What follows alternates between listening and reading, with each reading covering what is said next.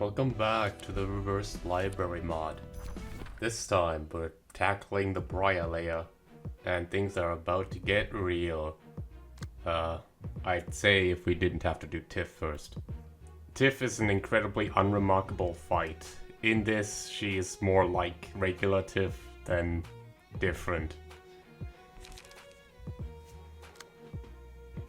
Overall, this is just kind of like a ooh, once the enemy gets to emotional 5, you're dead kind of fight. Unfortunately, enemies just kind of lack the bulk to really get there. And boy, we're gonna talk about bulk here after this. But, it's mostly the same goobers, but instead of Bluto, I just put contracts on Miranee, or Migraine, or whatever you want to call her. So I can just use a Guri kick every turn and hopefully not die.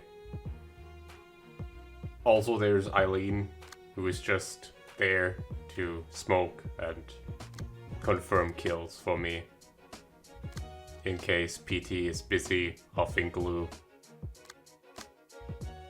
Once again, Argalia is gonna steal the show in this fight, but what can you do? Though I swear to you, I'm not gonna use him for the next 2 fights.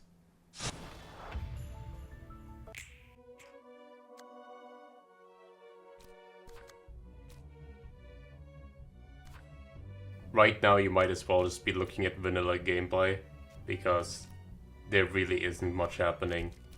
But I'll put it in the video nonetheless, because, you know, for completion's sake.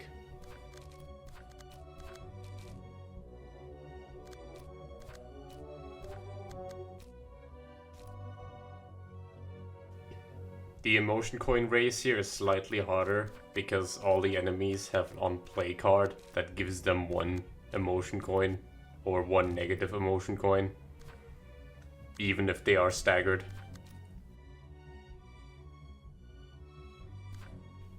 However, in a fight that lasts 4 turns, that usually doesn't amount to much.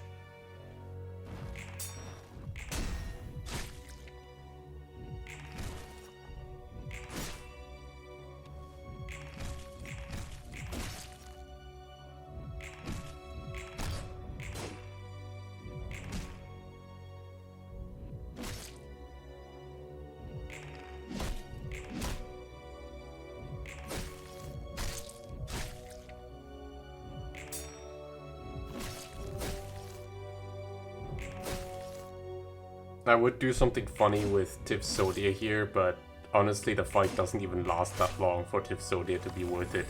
Nor is this really a fight where Tiff Zodia would even be great to begin with.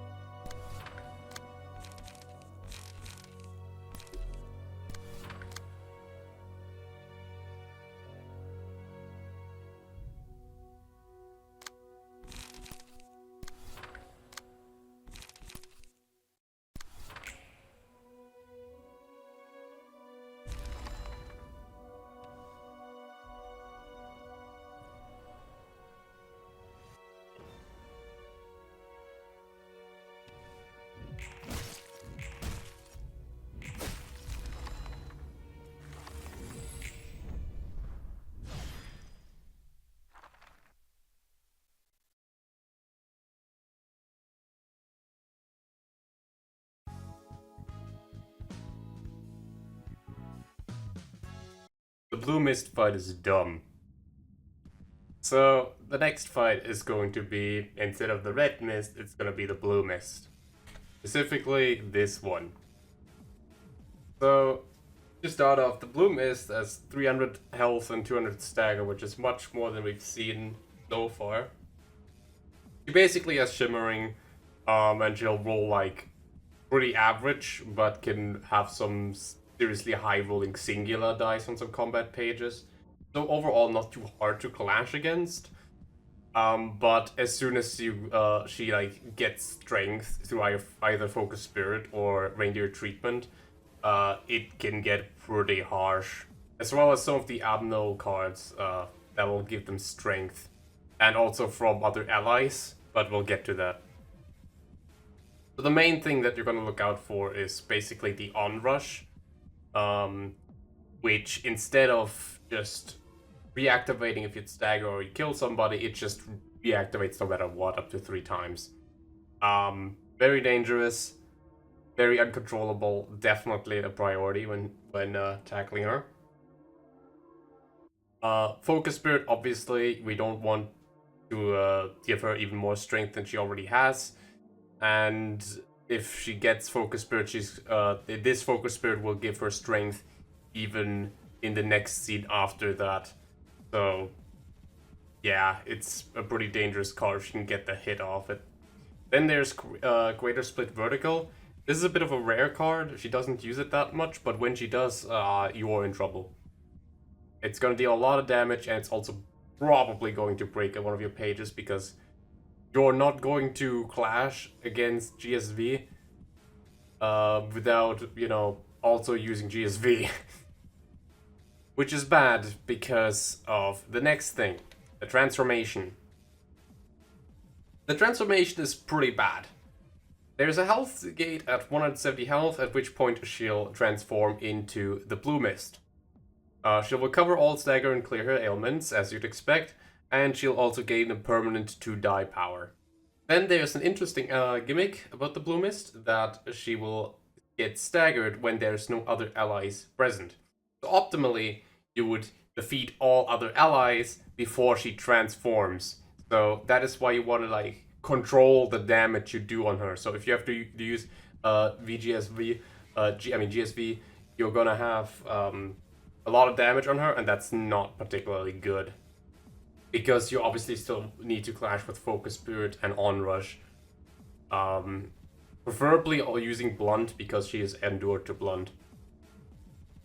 Also, once she's transformed, she'll use GSH, which will basically roll a really high mass summation. If you don't have something like Divinatory Impact, you are probably not going to hit it. Okay, so the other guys are basically just kind of like a buffing army and protection spam army.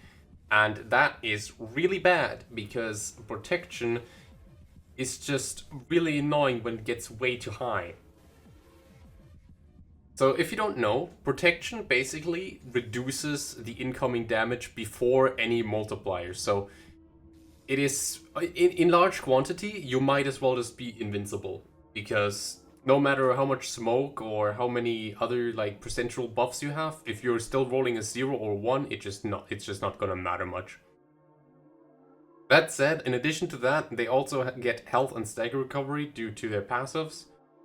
And they themselves just have low to average rolls, but once they just start stacking strength and endurance, they just might as well be unclashable.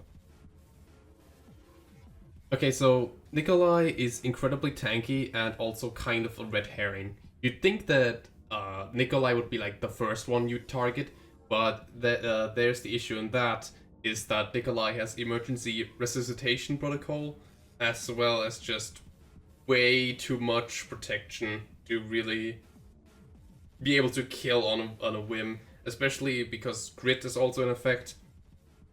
But Nikolai herself doesn't really do a lot. Her combat pages are relatively clashable.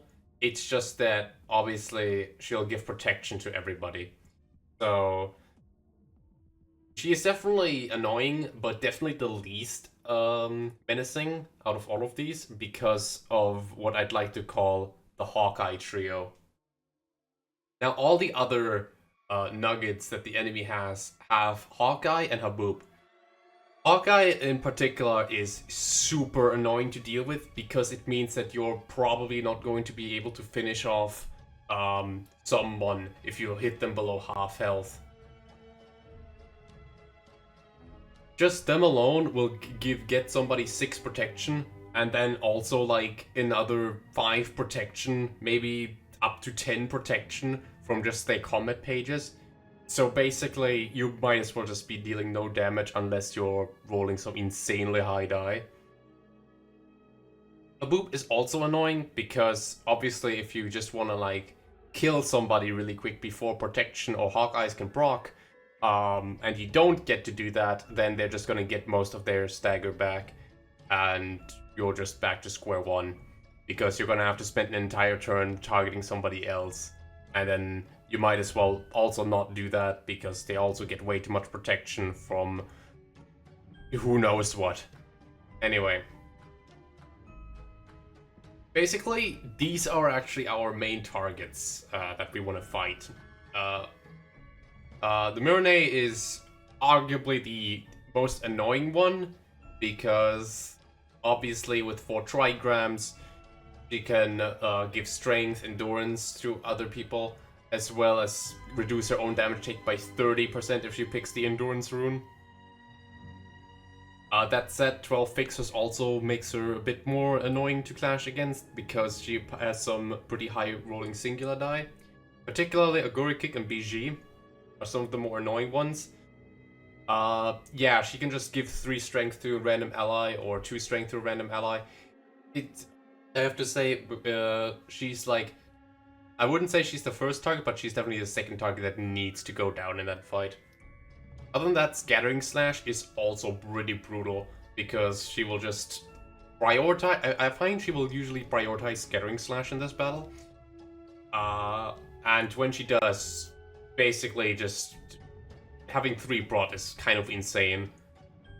How is this an Urban Blade card, man? How? The Yankee page is probably the least threatening one out of the Hawks trio. But he will have some pretty harsh roll with Lock and Baleful Brand.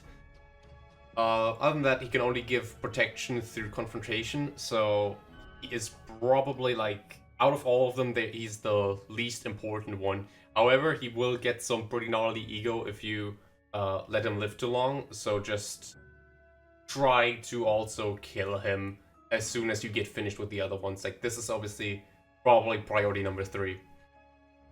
Then there's the Ujat, the least tankiest one, but also the most protection heavy one if you let him live too long, because he has toughness.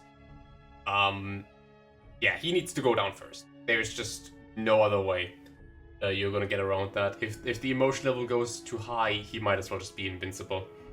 Also annoying are obviously the boss's orders, because that's just some guaranteed protection and some more randomness to the fight. And obviously he has the Ujat and Confrontation. Ujat being a very annoying die to roll against, and Confrontation again is just more protection. Alright, all of the nuggets also share these passives, which is that depending on how many allies are alive on the floor, they will restore stagger and health equal to those allies alive. And also if there's no dead ally, they will gain 1 strength and endurance at the start of the scene. This also procs at scene 1, so of course they're just gonna start the battle buffed. 1 strength and 1 endurance might not seem as much, but when you consider that they also have the Nikolai buff, the Aguri and BG buffs, they can get potential buffs from the runes. It just adds a lot of stuff together, and then they'll just roll way too high. Like, the power stacking is real in this fight. And then obviously they have their Abno and Ego passives, and depending on who gets to Emotional 4, they'll get different Abnos and Egos. The Egos aren't that bad to roll against. But it's certainly not something that you'd want to roll against, because this fight already puts enough pressure on USS. As for abnormality pages that I used, I'm not gonna name all of them, just the 3 main ones that are pretty bad. So Fear of Water, basically inflicts blood on your nuggets instead of your own. Oh well, the enemies in this case. And basically, the higher the blood stacks, the worse effects you're gonna get. It says that on +5 stacks, they'll become uncontrollable and target random characters, but all I've seen is them just getting staggered, so I don't really know how accurate that is. But the 4 paralysis that you can get is really bad, as well as just everything else about it. Especially when combined with vampirism, which just gives the entire enemy just some HP recovery when they target the bleed guy. It's pretty bad. Then there's also Shell, which the blue mist will get at emotion level 5, where she basically nullifies incoming damage from attacks, but once she gets staggered, she dies. Just think of it kind of like Alriun. To counter this protection spam, this is kind of engineered about just the first turn, where they don't really have that. So to use that, we have Carlo and Catriel's key page in the back, loaded up with full stop combat pages and the full stop passives. We're basically going to use them to soften up the Miranay and the Ujat, and then let Geb and PT do the rest. And in a great case, also Miranay, who can finish off the other Miranay with trigram formation.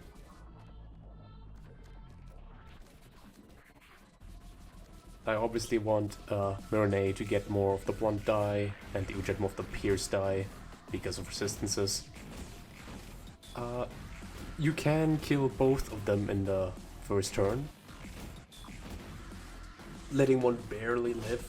If the Ujat barely lives, it doesn't really that matter. If Miranay lives, might be an issue. Miranay dying is the important one. I can actually abuse the Ujat barely living with onrush, or just as an emotion gain slave.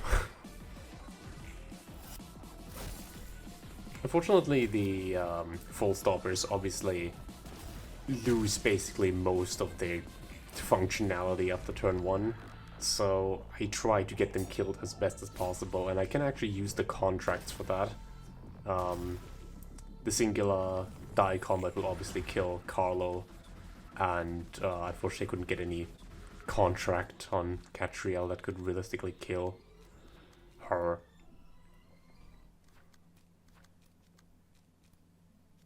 That being said, once the Ujat and Miranay fall, you have a pretty easy game here with the other two.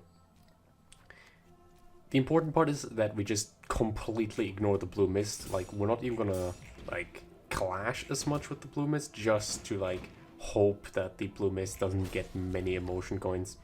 Unfortunately, yeah, she's gonna kill somebody, and that doesn't really. I don't really want the blue mist to kill anyone for the emotion gain. However, I do want her to get emotion level 5 before or as she turns, in order to cheese the last phase.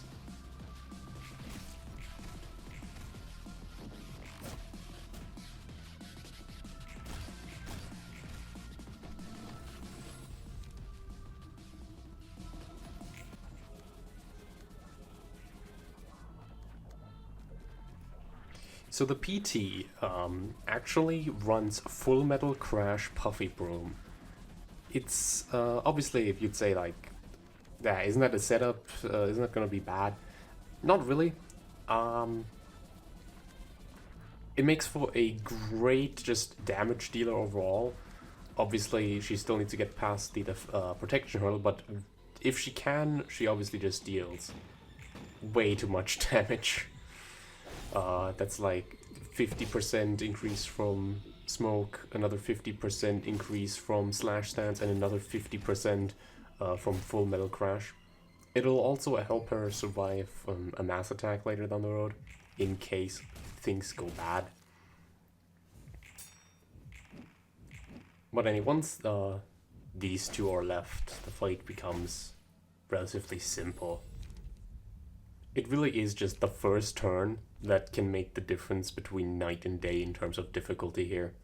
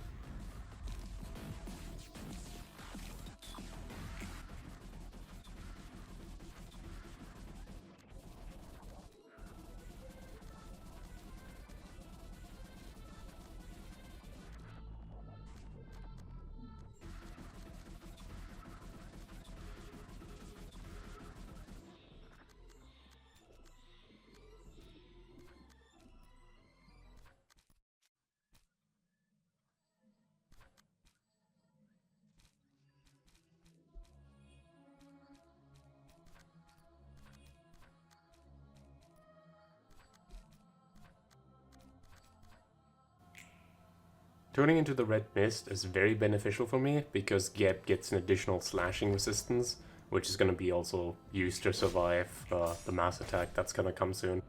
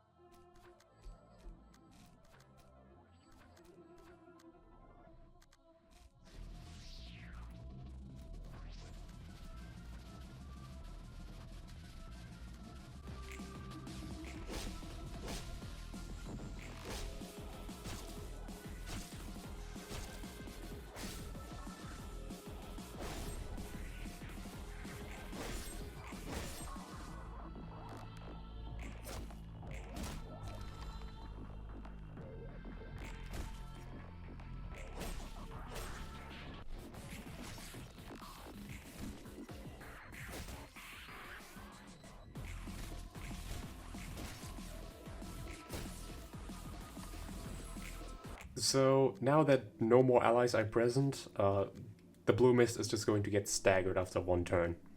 And in that regard, it's just going to kill her because obviously she got the emotion level 5 Abno, which kills her if she gets staggered. She also has Goodbye, which doubles the first die roll of, you play, which includes this mass attack, and it rolls a 70. That is why I required slash resistances so much. Because it hurts. And she can roll up to like an 80 if she really wants to.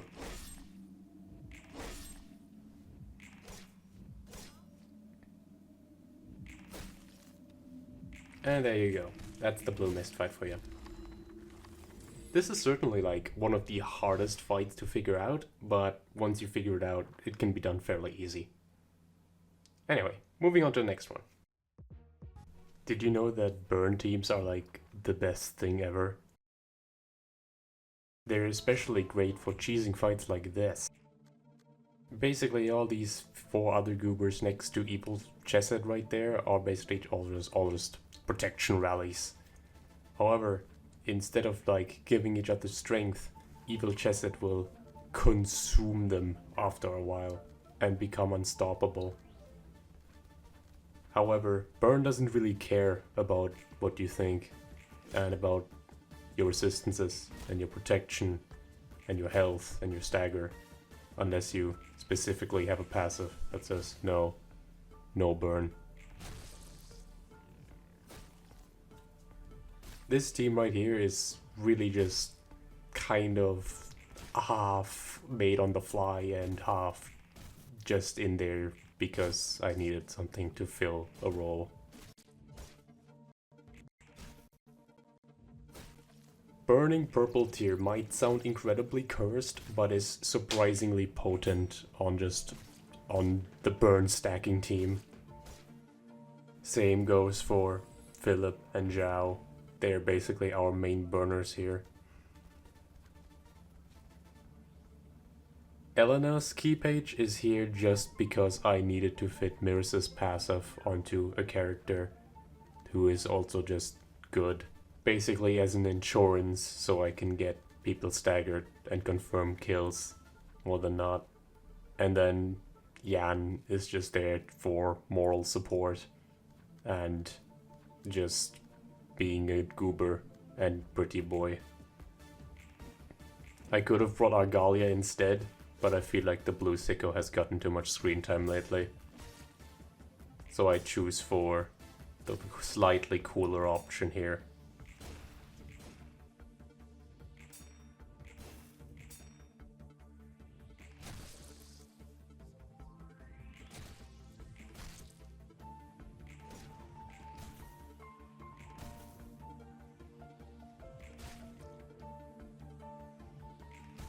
Once he gets staggered, Wildfire is just gonna do wildfire things and start spreading the disease to everybody else. Really, Burn is just kind of a turn off your brain type team, honestly. Oh, and there he sacrificed a guy. Unfortunately, that won't do him much. He's still staggered.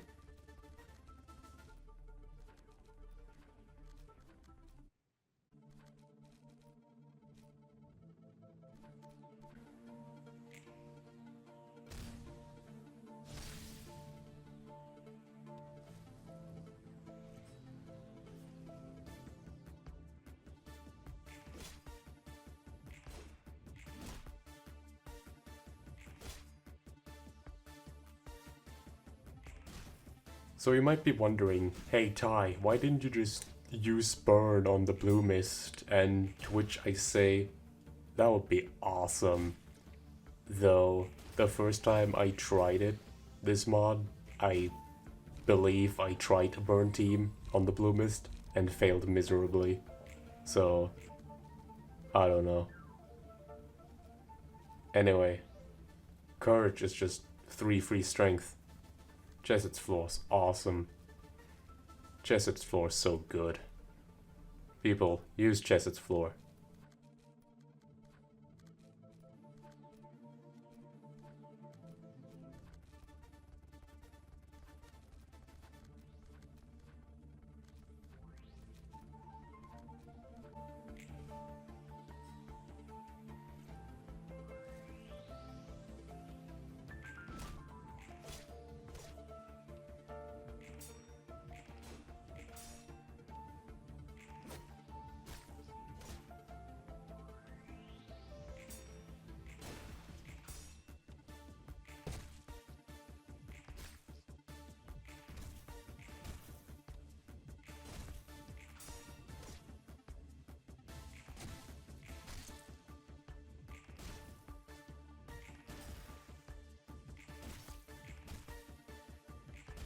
Violent Flame is kind of a joke here, honestly.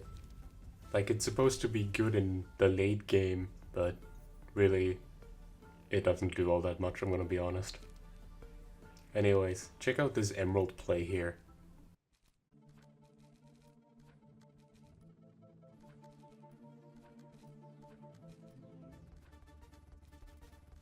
Yeah, just deletes your mass attack. God, Chessed's floor is just so goddamn good.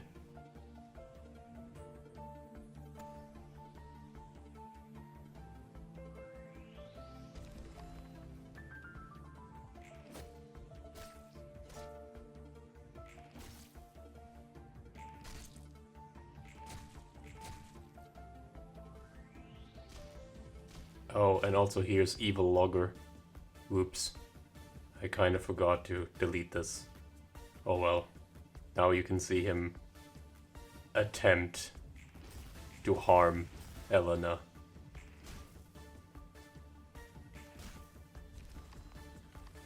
Anyway, this guy's dead. He just doesn't know it yet. And because I'm like this, I'm just not gonna do anything. Because I'm not gonna punch the 10 protection anytime soon. Goodbye, sweet prince. Anyway, those were all the Briah fights.